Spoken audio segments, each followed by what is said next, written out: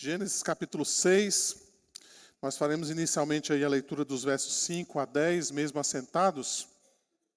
Vamos ler a palavra de Deus a uma só voz, são apenas 5 versos, acredito que dá para nós lermos todos juntos a palavra de Deus. Gênesis 6, os versos de 5 a 10, vamos ler juntos? Leiamos.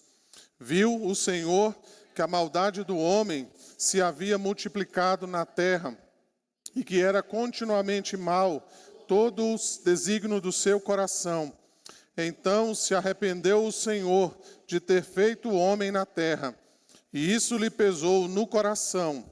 Disse o Senhor: farei desaparecer da face da terra o homem que criei, o homem e o animal, os répteis e as aves dos céus, porque me arrependo de os haver feito. Porém Noé achou graça diante do Senhor. Eis a história de Noé. Noé era homem justo e íntegro dentre os seus contemporâneos. Noé andava com Deus. Gerou 3 filhos, Sem, Cã e Jafé. Vamos orar? Ó Deus, nós te louvamos e te bendizemos mais uma vez nesta hora. Obrigado, Senhor, por tua palavra que fala aos nossos corações. Que o Senhor possa usá-la, Senhor, como instrumento nesta noite, para que nós possamos sair daqui, Senhor, edificados, dando glórias ao teu santo nome, Senhor, e transformados pelo teu Santo Espírito. Senhor, abre os nossos ouvidos, abre os nossos corações, para que nós possamos entender a palavra do Senhor ministrada nesta noite. Ó Deus, a despeito de mim mesmo, das minhas fraquezas, das minhas limitações, que o Senhor possa me usar como instrumento nas tuas mãos. Eu te peço, te agradeço, e oro assim, Senhor, em nome de Jesus. Amém. Irmãos, Deus está atento àquilo que acontece no mundo. As atitudes dos homens, elas não passam despercebidas aos olhos de Deus. A palavra de Deus nos diz que quando Adão pecou no Éden, Deus foi ao encontro dele. Deus queria saber exatamente como aquele homem se encontrava, tendo desobedecido a Deus. Se você olhar a história de Caim e de como o seu coração se encheu de inveja e de soberba contra o seu irmão, você vai ver então que Deus o aconselhou a dominar o seu desejo. Segundo o texto que nós lemos aqui agora, meus irmãos, Deus viu a maldade humana que havia se multiplicado e era continuamente mal todo o desígnio do seu coração. Embora o homem tenha sido criado reto, justo e santo, o pecado depravou a sua relação com Deus e, consequentemente, a sua relação com o próximo. Além disso, segundo Gênesis 3,15, surge depois da queda 2 linhagens da humanidade: a descendência da mulher e também a descendência da serpente. Se você olhar as histórias da Bíblia a partir dessa perspectiva da descendência da mulher e da descendência da serpente, você vai ver que toda a história bíblica se pauta exatamente nesse conflito entre a descendência da mulher e a descendência da serpente, que tenta então de alguma maneira se opor ao povo de Deus.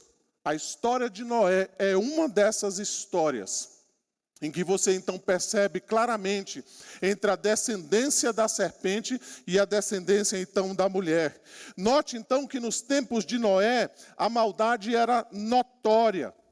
Ele vive então em dias difíceis e de grande maldade.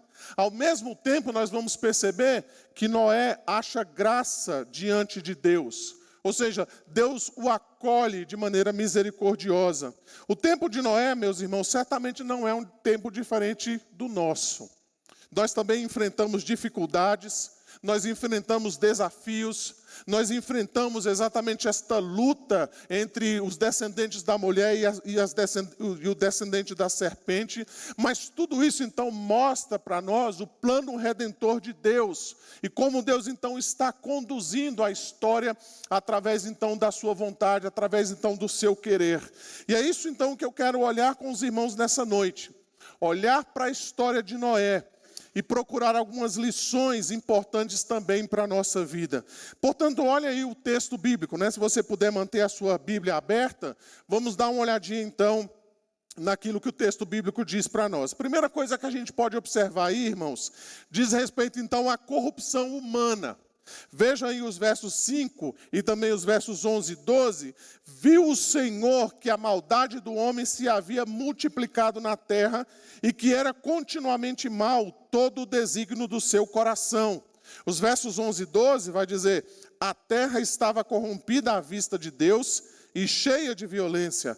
Viu Deus a terra, e eis que estava corrompida, porque todo ser vivente havia corrompido o seu caminho na terra. Eu mencionei aqui agora há pouco, que no capítulo 4, então, logo após a queda, nós encontramos o primeiro assassinato que acontece dentro de uma família. Caim mata o seu próprio irmão Abel.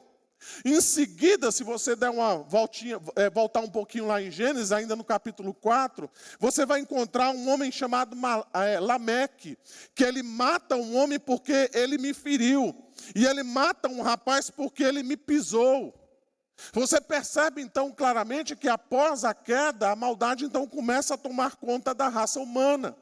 Se você caminhar um pouquinho mais aí em Gênesis capítulo 11, você vai encontrar aquele episódio da Torre de Babel que nós conhecemos, e ali o episódio mostra para nós não só a engenharia humana e a capacidade então do homem construir as coisas, mas o seu desejo de se tornar célebre, de se tornar importante, de se tornar então auto-independente. Eles não queriam mais ter um relacionamento com Deus. Então, o que a Bíblia mostra para nós, irmãos, é um mundo caído e real. E muitas vezes esse mundo é sombrio. As Escrituras, elas não nos enganam. O homem, após a queda, se tornou inimigo de Deus. Como consequência disso, o mundo se tornou mau. A Bíblia é clara a respeito disso. Percebam então a descrição que nós lemos aí no capítulo 6. Continuamente mal todo o desígnio do seu coração. Então percebam que não diz respeito apenas aos problemas da sociedade, mas diz respeito ao próprio coração humano, que se tornou mal perante o Senhor, e os seus desígnios então estão continuamente nesse sentido. O verso 11 nós já lemos, vai dizer que a terra está corrompida às vistas de Deus e cheia de violência. Novamente o verso de número 11 e 12 diz: a terra estava corrompida, todo ser vivente havia corrompido o seu caminho na terra.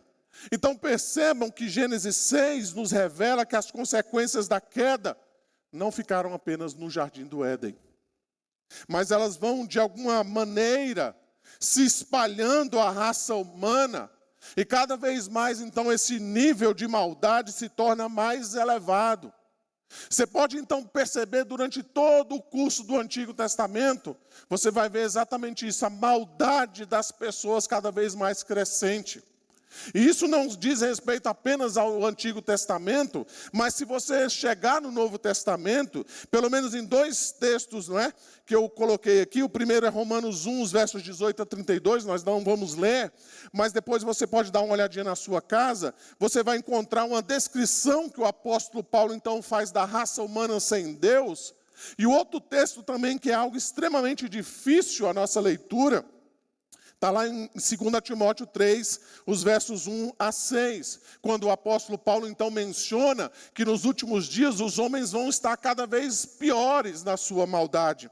Diversos outros textos então nos mostram e confirmam aquilo que você e eu devemos ler lá em Romanos capítulo 1 e também em 2 Timóteo capítulo 3. Por exemplo, Tiago, capítulo 4, vai dizer: infiéis, não compreendeis que a amizade do mundo é inimiga de Deus? Aquele, pois, que quiser ser amigo do mundo, constitui-se inimigo de Deus. Ainda o apóstolo João vai dizer no capítulo 5, verso 19, sabemos que somos de Deus e que o mundo inteiro jaz no maligno. Ainda João, capítulo 15, o evangelista então vai dizer: se o mundo os odeia, tenham em mente que antes me odiou. se vocês pertencessem ao mundo, se vocês pertencessem ao mundo, ele os amaria como se fossem dele. Todavia, vocês não são do mundo, mas eu os escolhi, tirando-os do mundo, por isso o mundo os odeia. Por que Jesus então está dizendo isso aqui no capítulo 15? Qual é o ódio do mundo contra nós? Exatamente porque nós fomos tirados do mundo. A oposição está aí. Não é porque você é belo, não é porque você é próspero, não é porque de alguma maneira as pessoas têm uma inveja a respeito daquilo que você tem. A oposição começa quando nós somos tirados do mundo. A oposição está aí, a raiz dos nossos problemas e dos conflitos que nós temos no mundo está baseada exatamente nisto, de que nós não somos mais do mundo. Embora Deus tenha domínio sobre todas as coisas, meus irmãos, isso é fato, e isso é inquestionável para cada um de nós. Nós vivemos num mundo influenciado pelo diabo e seus anjos, que se opõem continuamente contra o povo de Deus. Então essa é a primeira coisa que nós olhamos aqui, o estado da maldade do coração humano. Isso então nos leva ao segundo ponto. O segundo ponto então que nós podemos perceber no texto que nós lemos, é o pronunciamento de julgamento. Veja aí um pouquinho mais adiante, no capítulo 6 ainda, os versos 6 e 7, diz aí: então se arrependeu o Senhor de ter feito o homem na terra, e isso lhe pesou o coração. Disse o Senhor: farei desaparecer da face da terra o homem que criei, o homem e o animal, os répteis e as aves dos céus, porque me arrependo de os ter feito. Caminhe mais um pouquinho aí no capítulo 6, o verso 13. Aqui nós encontramos assim: então disse Deus a Noé: resolvi dar cabo de toda a carne, porque a terra está cheia da violência dos homens. Eis que os farei perecer juntamente com a terra. Um pouquinho mais adiante, no capítulo 7, o verso de número 21, nós encontramos então a seguinte descrição: pereceu toda a carne que se movia sobre a terra, tanto de ave como de animais domésticos e animais selváticos, e todos os enxames de criaturas que povoam a terra, e todo o homem. Estas decisões, então, de Deus, não devem ser vistas por nós como algum tipo de reação caprichosa de um Deus magoado, mas de um Deus soberano e criador sobre todas as coisas, sobre a sua criação. Em outras palavras, Deus pode agir contra a sua criação desobediente. Esta é uma verdade que nós costumamos desconsiderar, meus irmãos. O homem pecador, ele merece o justo juízo de Deus. Eu sei que para nós, muitas vezes, essas coisas são complexas para serem entendidas, mas a verdade que a palavra de Deus traz para nós, irmãos, é que Deus não deixará impune o pecador desobediente. Deus não vai deixar passar. E talvez você pense em relação à nossa salvação. Eu quero dizer que Deus não deixou impune os nossos pecados. Quando nós pensamos na nossa própria salvação, nós devemos considerar que os nossos pecados foram castigados na pessoa do Senhor Jesus Cristo. E eu sempre menciono isso: embora a salvação seja para nós gratuita, Cristo pagou um alto preço por ela. Então Deus não deixa o pecado impune. Um estudioso das Escrituras, quando ele comenta então a respeito desse julgamento do dilúvio, ele afirma algo muito interessante. Ele vai dizer: Deus iria atuar de acordo com a sua vontade e caráter santo. Ele não iria contradizer sua própria natureza. Agindo assim, diz ele traria julgamento que estava de acordo com a corrupção, maldade e violência na terra. Romanos 1, que foi o texto que eu acabei de mencionar agora há pouco, traz uma visão para nós, traz então uma realidade para nós de um mundo sem Deus, mas sobretudo, irmãos, você vai perceber a maneira como Deus trata esses homens desobedientes e ímpios, que furtam então a glória de Deus, que transformam então a imagem de Deus na criatura.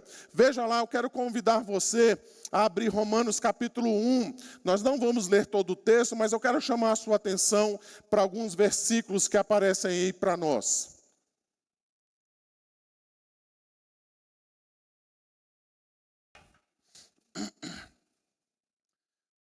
Veja, por exemplo, aí no verso 24, aparece então essa expressão, Deus entregou. Você vai perceber depois, com mais calma na sua casa, que primeiramente Paulo então descreve a natureza humana, o pecado humano, a rebeldia do homem contra Deus, e depois ele então diz o que Deus vai fazer. Assim como está mencionando aqui em Noé. Mostra então exatamente qual é a situação, qual é a qualidade da sociedade, do coração humano, e depois então é descrito o que Deus vai fazer com essas pessoas. Aqui Paulo então segue a mesma linha. Então veja no verso de número 24, ele diz, por isso Deus entregou tais homens à imundícia, pelas concupiscências de seu próprio coração, para desonrarem o seu corpo entre si. Veja o verso 26, nós encontramos, por isso Deus entregou a paixões infames. Um pouquinho mais adiante no verso 28 vai dizer, e por haverem desprezado o conhecimento de Deus, o próprio Deus os entregou a uma disposição mental reprovável para praticarem coisas inconvenientes. Veja a conclusão que nós encontramos no verso de número 32. Ora, conhecendo eles a sentença de Deus, de que são passíveis de morte os que tais coisas praticam, não somente as fazem, mas também aprovam os que assim procedem. Irmãos, o que o apóstolo Paulo está dizendo aqui para nós, é que ao invés de Deus interromper a maldade do homem rebelde, Deus entrega este homem para que eles mesmos, segundo a sua própria e livre vontade, pequem ainda mais e se tornem ainda mais culpados diante de Deus. Olha que coisa terrível, que quadro desastroso nós temos diante de nós. Ao invés, como nós costumamos pensar, não é? De que Deus poderia mandar um raio na cabeça desse povo, fazer com que eles parem de pecar, parem de transgredir, parem com a imoralidade. Sabe o que Deus faz? Manda mais. E diz, façam exatamente isso que vocês querem. Vocês querem imoralidade? Recebam mais imoralidade. Caiam mais ainda nesse pecado. Vocês querem idolatria? Eu entrego vocês à idolatria. E assim, meus irmãos, Deus entrega a esses homens a própria concupiscência do seu coração, para que eles então se tornem ainda mais culpados diante de Deus e recebam ainda mais juízo da parte dele. Percebam então como é que a Bíblia ela é clara para nós. Esta é uma verdade que nós encontramos, por exemplo, em Gálatas 6, 7 e 8. Lá diz assim, não vos enganeis, de Deus não se zomba. Aquilo que o homem semear, isso também ceifará. Porque o que semeia para a própria carne, da carne colherá corrupção. Mas o que semeia para o Espírito, do Espírito colherá a vida eterna. Então a consequência do castigo, da ira de Deus, é pela própria maldade humana, meus irmãos. É pelo próprio coração desses homens que desobedecem a Deus, que são corruptos, que são imorais, que transformam a glória de Deus na glória humana, que não querem adorar ao Deus Criador e fazem os seus próprios ídolos. Vale a pena novamente mencionar, leia Romanos capítulo 1 na sua casa com mais calma. E veja então o quadro que o apóstolo Paulo pinta para nós, do julgamento de Deus sobre a maldade humana. A terceira coisa, então, que nós podemos observar aqui no texto de Gênesis, é que Deus, então, manifesta a sua graça. Veja aí os versos 8 e 9, vai dizer, porém Noé achou graça diante do Senhor. Eis a história de Noé. Noé era homem justo e íntegro entre os seus contemporâneos. Noé andava com Deus. O mundo está um caos. A maldade do homem está cada vez mais elevada. O homem está cada vez mais corrupto. Mas veja a graça de Deus sendo manifestada neste homem chamado Noé. Veja, por exemplo, no verso 18 do capítulo 6, Deus vai dizer: contigo, porém, estabelecerei a minha aliança. Entrarás na arca, tu e os teus filhos, e a tua mulher, e as mulheres dos teus filhos. No capítulo 7, o verso 1, disse o Senhor a Noé: entra na arca, tu e toda a tua casa, porque reconheço que tens sido justo diante de mim no meio desta geração. Ainda no capítulo 8, verso 20, nós encontramos: levantou Noé um altar ao Senhor, e tomando de animais limpos e de aves limpas, ofereceu holocaustos sobre o altar. No capítulo 9, nós encontramos: abençoou Deus a Noé e seus filhos. Ainda os versos 8 e 9 do capítulo 9 diz: disse também Deus a Noé e a seus filhos: eis que estabeleço a minha aliança convosco e com a vossa descendência. Notem então, irmãos, a moldura da graça de Deus. Uma sociedade corrupta, homens cujo coração estão cheios de maldade, homens que cada vez mais estão enfiados em pecados, cada vez mais desobedientes a Deus. Porém, Deus estabelece a sua aliança com um deles, chamado Noé. Deus demonstra então essa graça. Veja então que, embora Noé não fosse merecedor da graça de Deus, ele acha graça diante de Deus. Notem as virtudes que são descritas aqui por Moisés, no que diz respeito então a Noé. Diz que ele é justo, diz que ele é irrepreensível, diz então que ele andava com Deus. Na versão da NVI nós encontramos assim: você é o único justo que eu encontrei.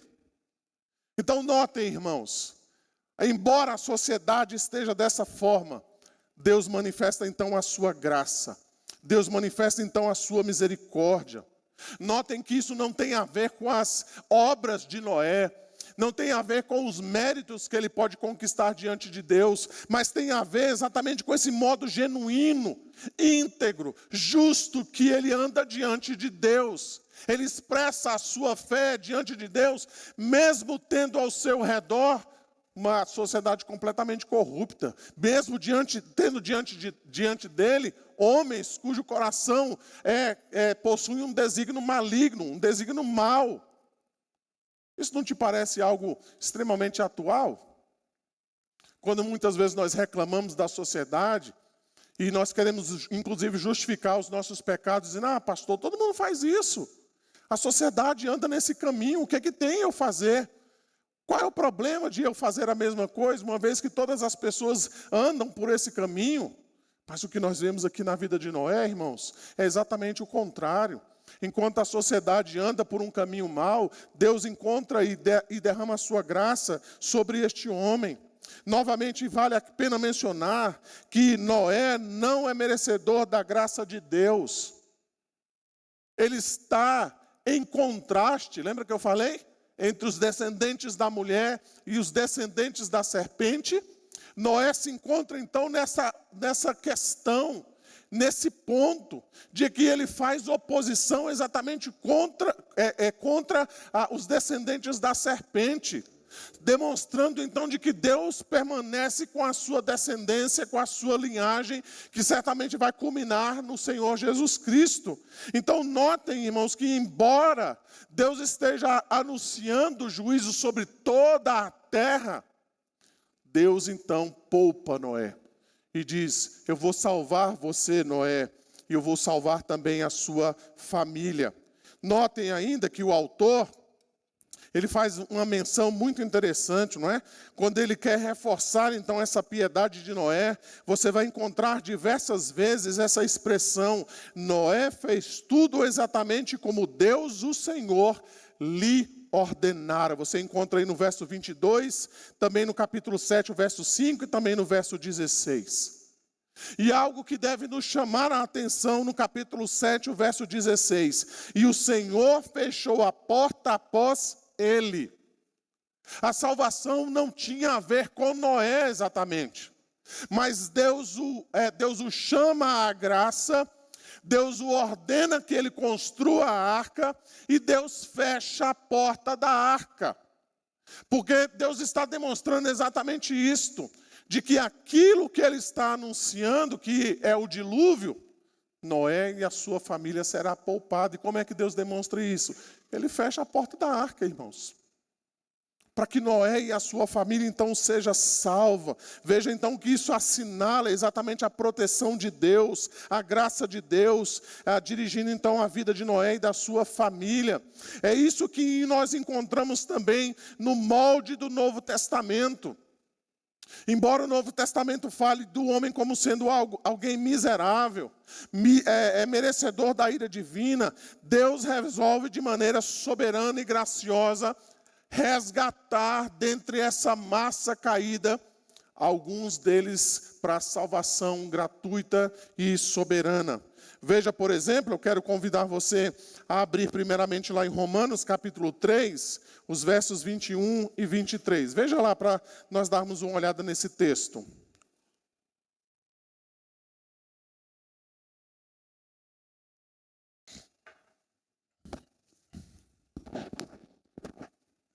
Romanos 3, então, vai dizer assim: mas agora, sem lei, se manifestou a justiça de Deus, testemunhada pela lei e pelos profetas.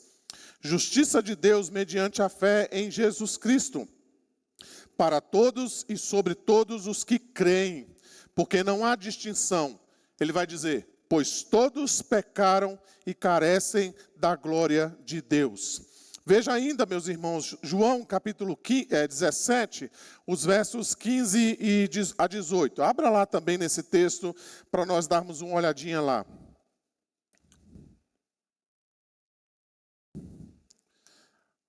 Aqui nós temos aquela oração do Senhor Jesus, que é conhecida então como oração sacerdotal.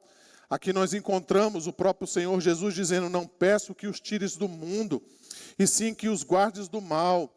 Eles não são do mundo, como também eu não sou. Santifica-os na verdade, a tua palavra é a verdade. Assim como tu me enviastes ao mundo, também eu os enviei ao mundo. Então notem que Jesus está dizendo exatamente isso. Ele está orando para que eu e você não sejamos tirados do mundo, mas para que nós vivamos no mundo andando com Deus. Diferente, então, do mundo, do curso, então, que o mundo vai seguindo. Veja ainda Efésios capítulo 2, os versos 4 e 5, se você quiser abrir lá. Nós falamos sobre esse texto aqui em alguns domingos passados. Se você olhar os versos 1 a 3, o apóstolo Paulo, então, vai mencionar a condição, a situação de todos os homens sem Deus. Mas no verso de número 4... Paulo então começa a demonstrar a graça de Deus. Ele vai dizer: mas Deus, sendo rico em misericórdia, por causa do grande amor com que nos amou, e estando nós mortos em nossos delitos, nos deu vida juntamente com Cristo. E ele vai dizer: pela graça sois salvos. Então notem, irmãos, que o molde da graça no Novo Testamento é o mesmo. Deus salva pecadores por graça. A sociedade se encontra miserável. Os homens estão longe de Deus. Os homens fazem oposição contra Deus, mas Deus manifesta a sua graça. Aqui está a prova da graça de Deus. Se não fosse a sua misericórdia, nenhum de nós estaríamos aqui, inclusive o pastor.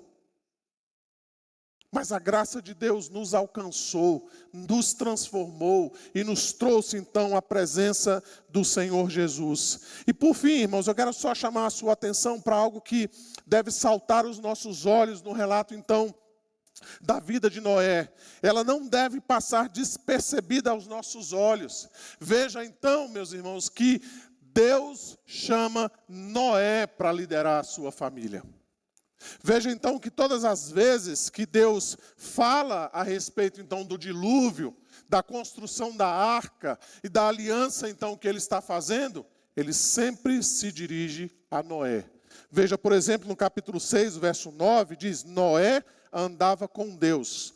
No capítulo 6, ainda verso 18, diz assim: contigo, ou seja, com você, Noé, Porém, estabelecerei a minha aliança, entrarás na arca, tu e os teus filhos, e tua mulher, e as mulheres de teus filhos. Ainda no capítulo 7, o verso 1, diz assim: disse o Senhor a Noé: entra na arca, tu e toda a tua casa, porque reconheço que tem sido justo diante de mim no meio destas gerações. Embora Noé não possa salvar os seus filhos, não é? Filho de crente não é crentinho, mas aqui nós vemos exatamente isto, de que Noé é chamado para liderar a sua família. Ele é chamado então para embarcar a sua esposa, os seus filhos e as esposas dele nesta arca, de liderar então esse processo de graça e de redenção. Percebam então, meus irmãos, especialmente nós os pais, os homens, notem como Deus quer que nós lidemos com a nossa família, liderando-as, conduzindo-as, fazendo então com que elas conheçam a graça de Deus. O que a vida de Noé então e esse episódio do dilúvio pode trazer como lição para nós hoje, meus irmãos? Primeiramente, eu penso que esse texto nos ensina aquilo que nós conhecemos pela nossa experiência e também pela descrição que a Bíblia traz para nós. Nós vivemos numa sociedade corrompida pelo pecado e alheia à verdade de Deus. Não é que eles não conheçam a Deus, mas eles decidiram, o apóstolo Paulo vai dizer, não dar glórias a Deus. Eles tentam o tempo inteiro abafar o conhecimento de Deus. A Bíblia então é clara para nós a respeito disso.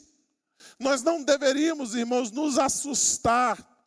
Nós não deveríamos ficar surpresos com as atitudes do homem sem Deus. Embora nós vivamos numa sociedade com uma visão humanista, que pensa que o homem é a solução para a humanidade, na verdade a Bíblia vai dizer exatamente o contrário.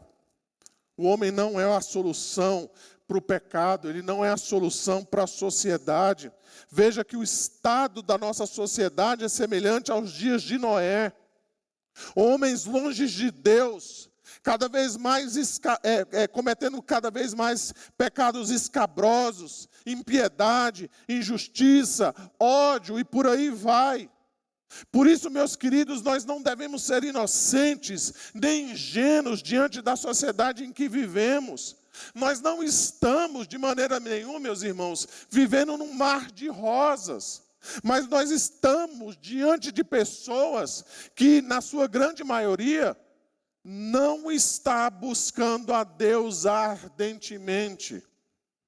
Pelo contrário, nós vivemos, na sua grande maioria, ou de modo geral, numa sociedade que é anti-Deus, anticristã, que se opõe às verdades de Deus.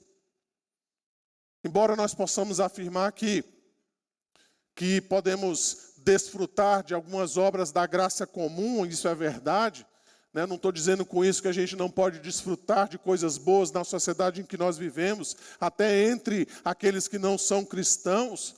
Isso certamente é a obra da graça comum, mas nós devemos nos conscientizar de que a sociedade em que nós vivemos não é uma sociedade neutra, não é uma sociedade alheia. Ela é, de fato, proeminentemente contra Deus nos seus valores, nos seus aspectos. Basta você ver os filmes, basta você verificar as músicas, basta você conversar com pessoas não crentes. O tempo inteiro a sociedade está nos levando a nos afastarmos de Deus de diversas maneiras. E nós precisamos então estar atentos a isso. Nós precisamos conscientizar os nossos filhos no fato de que existem de fato no mundo pessoas mal intencionadas. E que os nossos filhos não devem acreditar em tudo aquilo que eles falam, tudo aquilo que eles mencionam. Nós devemos então falar aos nossos filhos que eles não devem acatar os seus conselhos, que são muitas vezes, para dizer o mínimo, duvidosos quanto àquilo que realmente é verdadeiro e aquilo que é absoluto. Em segundo lugar, meus irmãos, nós aprendemos que nós somos salvos pela graça de Deus. Nós vimos isso agora há pouco. Noé e nós fomos alcançados por graça. Não foi por nossa inteligência, não foi por nossa capacidade, não é porque a nossa sociedade é melhor do que a sociedade onde Noé vivia.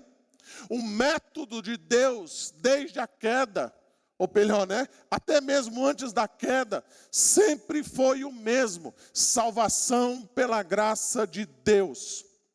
Nunca foi por méritos, nunca foi por obras, nunca foi por causa da nossa inteligência, nunca foi por nossa fé prevista. Sempre, sempre, sempre foi obra da graça em nossas vidas, meus irmãos. E nós precisamos ter isso muito claro no nosso coração, para que a gente não pense que nós somos melhores do que aquelas pessoas que estão no mundo corrompidas, para que a gente não alimente no nosso coração uma falsa religiosidade, imaginando então que pelo cumprimento das regras da igreja, pelo cumprimento então da vida cristã, nós então merecemos a salvação. Nada disso, irmãos. A salvação é obra da graça, é obra da misericórdia de Deus. Acrescenta-se a isso então o fato de que nós fomos salvos exatamente para sermos diferentes. Jesus afirma que nos dias anteriores ao dilúvio, as pessoas comiam e bebiam, casavam-se e davam-se em casamento, até um dia em que Noé entrou na arca. Note que Jesus então acrescenta essa informação à história de Noé. Ou seja, as pessoas no tempo de Noé, elas viviam normalmente, elas não estavam preocupadas. Se a gente pudesse imaginar, fazer aqui um exercício de imaginação, como se nós estivéssemos dando aula para crianças, como é que Noé construiu aquela arca daquele tamanho? Será que ninguém percebeu? Será que ninguém se atentou? Será que ninguém viu? Será que ninguém questionou Noé?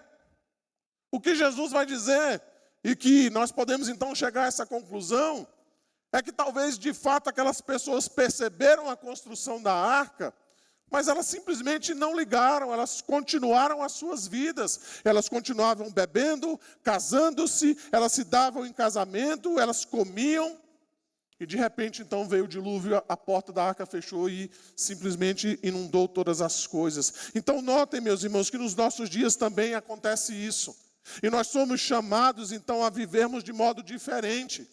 Embora nós vivamos uma vida comum em comer, beber, em se casar e trabalhar, nós não devemos viver alheios à verdade de Deus. Nós não devemos fazer isso de maneira comum e ordinária, assim como os ímpios fazem. Nós somos chamados para viver diferente, irmãos. Embora para fazer as mesmas coisas, para trabalhar, comer, beber, casar-se, Jesus vai dizer: vós sois o sal da terra. Ora, se o sal se tornar insípido, como lhe restaurar o sabor? Para nada mais presta senão ser lançado fora e pisado pelos homens. Jesus vai dizer: vós sois a luz do mundo, não se pode esconder a cidade edificada sobre um monte. Paulo vai nos dizer em Romanos 12:2, ele vai dizer: e não vos conformeis com este século, mas transformai-vos pela renovação da vossa mente, para que experimenteis qual seja a boa, agradável e perfeita vontade de Deus. Então nós devemos viver de maneira diferente, irmãos. Nós não devemos ser conhecidos por sermos da mesma forma como nosso vizinho ímpio. Nós não devemos trabalhar da mesma maneira que o nosso colega do trabalho faz as suas tarefas. Uma vez que ele não é crente, nós devemos fazer de modo diferente. Em quarto lugar, meus irmãos, nós podemos aprender aqui que haverá juízo.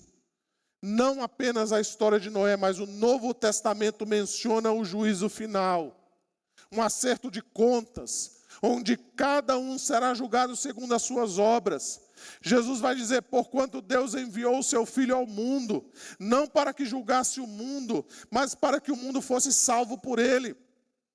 O verso 18 do capítulo 3 vai dizer: quem crê nele é julgado, o que não crê está julgado, porquanto não crê no nome do unigênito Filho de Deus. O julgamento é este, que a luz veio ao mundo, e os homens amaram mais as trevas do que a luz, porque as suas obras eram más. O autor de Hebreus vai nos dizer: e assim como aos homens está ordenado morrerem uma só vez, vindo depois disto o juízo. E finalmente, meus irmãos, A vida de Noé, ela nos aponta para o Senhor Jesus Cristo. Na verdade, Noé é um tipo de Cristo. Ele nos fala, então, a respeito do nosso Salvador. Veja como a vida de Noé, então, nos lembra do próprio Senhor Jesus Cristo. Nós podemos mencionar, por exemplo, que Noé andava com Deus. Jesus vai dizer, eu e o Pai somos um. Noé obedeceu às ordens de Deus, como nós vimos anteriormente. Jesus vai dizer, a minha comida consiste em fazer a vontade daquele que me enviou e realizar a sua obra. Nós vimos que Noé era um homem justo e íntegro. Jesus era o homem Deus, sem pecado, sem mácula. Ele assumiu os nossos pecados. Noé foi salvo pela arca. Jesus é a nossa arca. Ele é a nossa segurança. Ele é o nosso consolo em meio às tribulações. Ele é a nossa proteção, Ele é a garantia, então, da nossa salvação. Por meio de Cristo, então, nós somos transformados. Nós somos moldados segundo a imagem do nosso Salvador, o Senhor Jesus Cristo. Notem, irmãos, que mesmo diante de uma sociedade pagã como a nossa, nós estamos seguros por meio de Jesus Cristo. Semelhante a Noé, Jesus também pronunciou juízo.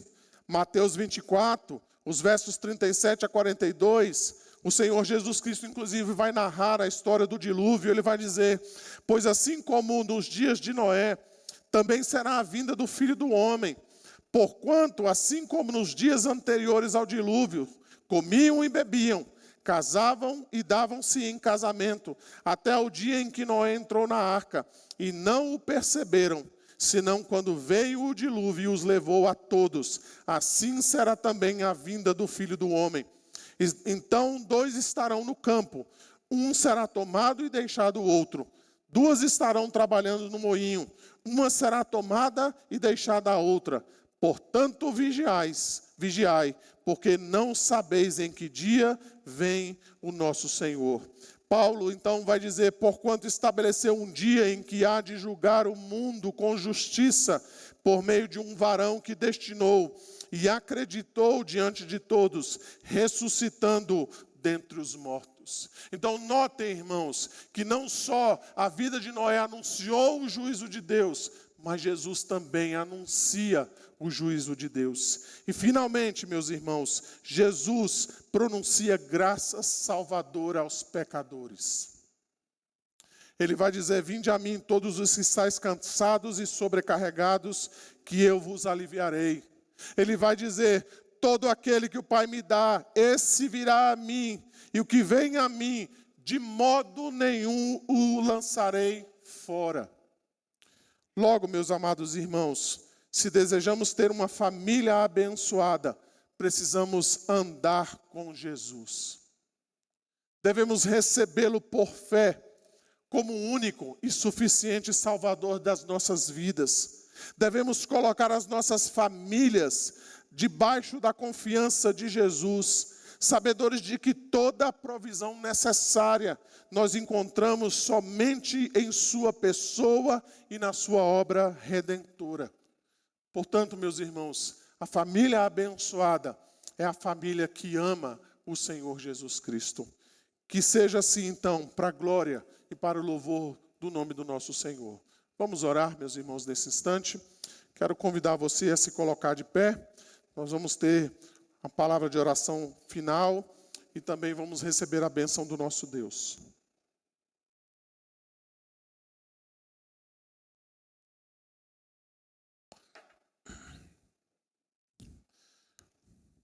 Coloque a sua vida diante de Deus nesta hora. Coloque o seu coração, a sua família diante do Senhor. Talvez você queira colocar algum parente diante do Senhor que tem sofrido, que tem passado por tribulações. Coloque a vida dessa pessoa também diante do nosso Deus. Vamos orar nesse instante. Ó Deus, nós te louvamos e te bendizemos nesta hora, Senhor. Obrigado, ó Pai, por tua graça sobre as nossas vidas. Obrigado, Senhor, porque a despeito de nós mesmos, o Senhor nos salvou, nos resgatou mediante a sua graça e a sua misericórdia. Obrigado, Senhor, porque nenhum de nós merecíamos estar aqui nessa noite. Mas aprove ao Senhor nos salvar, nos resgatar da nossa vida fútil e longe do Senhor. Por isso, Senhor, nós te bendizemos, nós te damos graça, porque o Senhor é bom e misericordioso.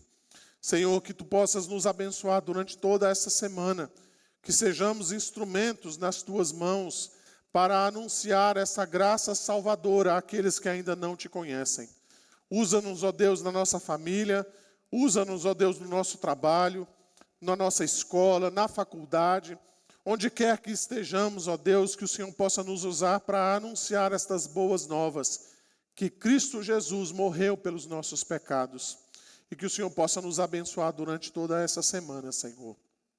Oramos por aqueles que sofrem, oramos por aqueles que estão enfermos, aqueles que precisam da Tua graça, Senhor, para a solução de problemas, aqueles que esperam, Senhor, uma porta de emprego, a aprovação no concurso, que o Senhor esteja abençoando os Teus filhos, ó Deus, e derramando sobre eles a Tua bendita graça.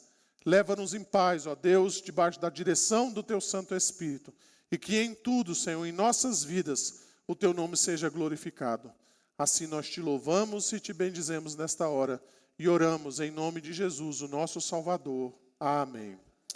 Agora, amados irmãos, que a graça de nosso Senhor e Salvador Jesus Cristo, que o amor de Deus, o nosso bendito Pai, que a comunhão e as doces consolações do Santo Espírito sejam sobre todos nós aqui presentes e sobre todo o povo de Deus, hoje e para todo sempre. Amém.